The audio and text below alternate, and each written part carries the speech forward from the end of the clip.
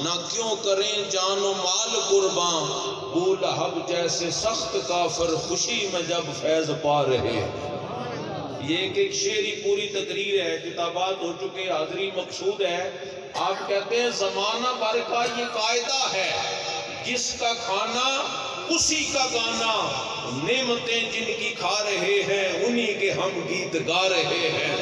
نصیب چمکے ہیں فرشیوں کے، عرش کے چاند آ رہے ہیں، جھلک سے جن کی فلک ہے روشن وہ شمس تشریف لا رہے ہیں۔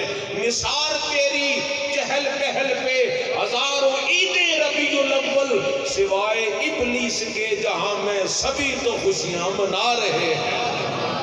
اور ملا آپ کا جب سے در پیر زندہ، مقدر ہوا اوج پر پیر زندہ، بڑے اطمینان و سکون سے ہمارے گزرتے ہیں شام و سحر پیر زندہ۔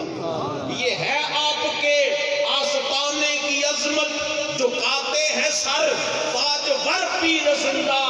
بلا لیا ہے اپنی چوکھٹ پہ ہم کو، کرم ہو یہ بارے دیگر پیر زندہ۔ یہ بار بار بلائے جائیں، کرم ہو یہ بارے دیگر پیر زندہ۔ میں دو تاجداروں میں ایک بے نوا ہوں، ادھر پیر بادشاہ صاحب ادھر پیر زندہ۔ زبان نواز سے حق بات نکلے، دعا میں ہو اس کی اثر پیر زندہ۔ سبحان اللہ۔ حمد و صلاۃ کے بعد عزت و تکریم کے لائق سیدنا و مرشدنا برادران حقیقت بحمدہ تعالی جتنا رشک اور فخر کریں تحدیث نعمت کے طور پر، ہم اپنے مقدر پر اتنا ہی کم ہے۔ برادر حقیقت جو گفتگو فرما رہے تھے، بلا تمہیدی میں اس میں حصہ ڈالنا چاہتا ہوں۔ خطبے تاریخ و حدیث میں روایت بھی موجود ہے کہ جس طرح آپ نے فرمایا کہ اس جگہ کا ادب کیا گیا، طبہ اول جب اپنی افواج اور لشکر لے کر یہاں سے گزرا، کب؟ حضور کے میلاد سے 1000 سال پہلے۔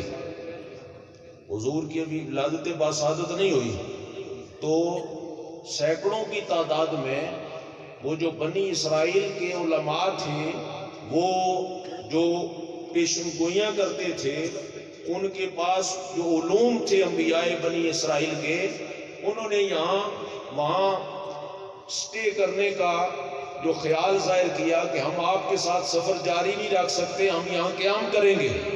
پوچھا کیوں قیام کرو گے؟ کہا جس جگہ ہم موجود ہیں یہ جگہ نبی آخر الزمان کی ہجرت گاہ ہے، لہذا ہم یہاں رہنا چاہتے ہیں۔ پھر اس نے کیا کیا؟ ان کو ایسے نہیں چھوڑا، بلکہ ان کو مکان بنا کے دیے، ان کو رہائشگاہیں بنا کے دی۔ گویا اللہ کی طرف سے محبوب کے استقبال کے لیے اب وہ بستی بنائی جا رہی ہے جسے مدینہ پاک ہونے کا شرف حاصل ہونا ہے۔ انہیں مکان بنا کے دیے، تو پھر انہیں رہائشیں دی گئیں، اور اس نے اپنا ایک وہ رکا لکھا، پیغام لکھا، خط لکھا، کہا یہ جو تمہارا مین آدمی ہے، چیف آدمی جو ہے، یہ اس کے پاس رکھو، اگر تمہاری زندگی میں نبی و آخر الزمان یہاں تشریف لے آئیں تو یہ پیش کر دینا کہ میں نے تمہارا بھی یہ جو خاطر تواضع کی ہے یہ اس ہستی کے احترام میں ہی کی ہے، اور میں ان پر ایمان بھی لاتا ہوں، اور اگر تمہاری زندگی میں وہ نہ آئیں تو آگے اپنی نسلوں کو یہ منتقل کرتے رہنا۔ آپ نے یہ بات بھی سنی کہ نبی پاک علیہ السلام کی ہجرت کی سواری جب پہنچی تو پھر مرد و زن استقبال کے لیے نکلے، عورتیں چھتوں پر چڑھی، اور پھر شاعر نے وہ نقشہ بھی کھینچا کہ مسلمانوں کے بچے اور بچیاں مسرور تھے سارے، گلی کوچے خدا کی حمد سے معمور تھے سارے۔ آج بھی مسلمان خوش ہیں، ہر سال اس موقع پہ بڑے خوش ہوتے ہیں، مسرور ہوتے ہیں، اور چراغاں ہوتا ہے، تو گویا یہ خوشی شروع سے مسلمانوں کی ہے۔ یہ انعام اہل ایمان پر ہوا ہے۔ وہ آیات میں نے 2 مقامات سے تلاوت کر دی ہیں، یہ تحدیث نعمت ہی ہے۔ اس لیے مفتی نعیمی رحمۃ اللہ علیہ نے کہا کہ یہ فرمان مولا پر عمل ہے جو بزم مولد سجا رہے ہیں۔ ہم اپنی مرضی سے نہیں، رب کے حکم سے تحدیث نعمت کر رہے ہیں۔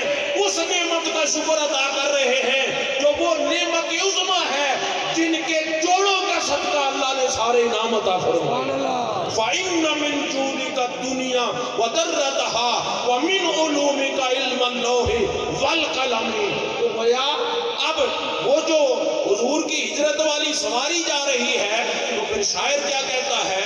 وہ کہتا ہے کہ مسلمانوں کے بچے اور بچیاں مسرور تھے سارے، گلی کوچے خدا کی حمد سے معمور تھے سارے. نبوت کی سواری جس طرف سے ہو کے جاتی تھی درود و نعت کے نغمات کی آواز آتی تھی. کہیں ننھی سی بچیاں تھیں تف بجاتی تھی، رسول پاک کی جانب اشارہ کر کے گاتی تھی. ہم ہیں بچیاں نجار کے عالی گھرانے کی، خوشی ہے آمنہ کے لال کے تشریف لانے کی.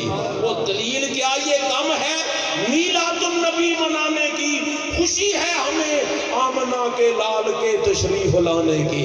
تو گویا آپ سارے ہی خواہش ظاہر کرتے ہیں، صحابہ پھڑکے ہوئے ہیں کہ کاش آقا مہربانی فرمائیں، قدم رنجا فرمائیں تو پھر میرے گھر کو بھی چار چاند لگ جائیں. آقا علیہ السلام کسی کے گھر کا انتخاب فرماتے تو اس پر بھی صحابہ سر تسلیم خم کرتے، لیکن حضور نے کیا فرمایا کہ میری سواری کی نہار کو چھوڑ دو. ویسے جو جانور رکھے ہوتے ہیں نا گھر میں، وہ پیر چرنے چکنے جاتے ہیں تو انہیں پتہ ہوتا ہے کہ گاؤں سے گزر کر ہمارے مالک کا گھر کون سا ہے. لیکن جو اونٹنی پہلی دفعہ مکہ مکرمہ سے اس وادی یثرب میں پہنچی ہو اسے کیا پتا. لیکن آقا علیہ السلام نے فرمایا اس کی نہار کو چھوڑ دو. ائمہ حدیث نے اس پر کلام بھی فرمایا. وہ فرماتے ہیں جانور فی نفس ہی لا شعور ہوتا ہے، اسے حیوان اس لیے کہتے ہیں کہ یہ عقل سے محروم ہوتا ہے. لیکن جس جانور پر نبی سوار ہو جائیں اللہ اسے بھی علوم غیبیہ عطا فرما دیتا ہے، اسے بھی رام ہو جاتا ہے. اور اس پر اور بھی روایتیں موجود ہیں. ابن عباس رضی اللہ تعالیٰ فرماتے ہیں ہم حضور کے ساتھ سواریوں پر سفر کر رہے تھے، اچانک حضور کی سواری ڈری اور رکی. حضور نے فرمایا جانتے ہو کیوں رکی ہے؟ ہم نے عرض کی واللہ والرسول عالم سیدی یا رسول اللہ. یہ صحابہ کا مبارک خیال عقیدہ کتب حدیث کی زینت ہے. میں طوالت سے بچنا چاہتا ہوں. آقا علیہ السلام نے فرمایا یہ جو دو قبریں ہیں ان میں میتیں ہیں، یہ عذاب میں مبتلا ہیں. اب زیر زمین میتیں ہیں، عذاب میں مبتلا ہیں. حضور نے ان کے عذاب کی وجہ بھی بتائی کہ کیوں عذاب ہو رہا ہے ان کے اوپر. حضور تو بتا سکتے ہیں لیکن رکی تو سواری ہے، یہ ڈرا تو جانور ہے. تو پھر وہاں بھی یہی بات ہے کہ جانور پر حضور سوار ہوں تو وہ زیر زمین بھی باتیں جان لیتا ہے، زیر زمین کا بھی اسے علام ہو جاتا ہے. تو وہ سواری رکی اور بیٹھی کس کے گھر کے سامنے؟ ابو ایوب انصاری کے گھر کے سامنے رضی اللہ تعالیٰ عنہ. اور پھر وہ خط حضور کی بارگاہ میں پیش کیا گیا جو طبع اول نے لکھ کے دیا تھا. تو گویا یہ حضور کی آمد کے انتظامات کوئی آج کی بات نہیں اور آج تک ختم نہیں. جس ہستی کو اختتام میں سلام عقیدت نیاز احمد صدیقی صاحب پیش کر رہے تھے انہوں نے الحمدللہ وہ معرفت کی نظر سے دیکھ کر جیسا 3 دن عرص پاک سے ہم دیکھ بھی رہے ہیں سن بھی رہے ہیں اور زندگیاں گزر گئی ہیں، یہ دیکھتے اور سنتے کہ آنے والے سال میں انتظامات بھی زیادہ ہوتے ہیں لیکن زائرین اس سے بھی زیادہ ہوتے ہیں، اس سے بھی. تو یہ برکت والی چیزیں ہیں. اس لیے امام اہل سنت مجدد دین و ملت امام احمد رضا خان علیہ رحمت الرحمان نے فرمایا حشر تک ڈالیں گے ہم پیدائش مولا کی دھوم. یہ آج تک بات نہیں ہوگی، یہ حشر تک جشن چلیں گے. اور وَلَلْآخِرَةُ خَيْرٌ لَكَ مِنَ الْأُولَىٰ کے تحت اگلے سال میلاد کے جشن اور اجتماعات زیادہ ہی ہوں گے، یہ جلوس برکت کے ساتھ ہوں گے. حشر تک ڈالیں گے ہم پیدائش مولا کی دھوم، مثل فارس نجد کے گلے گراتے جائیں گے. خاک ہو جائیں یا تم جل کر مگر ہم تو رضا، دم میں جب تک ہے دم ذکر ان کا سناتے جائیں گے. اللہ یہ ذکر اور اس در کی حاضریاں ہماری نسلوں کو بھی نصیب رکھے. وما علیہ الا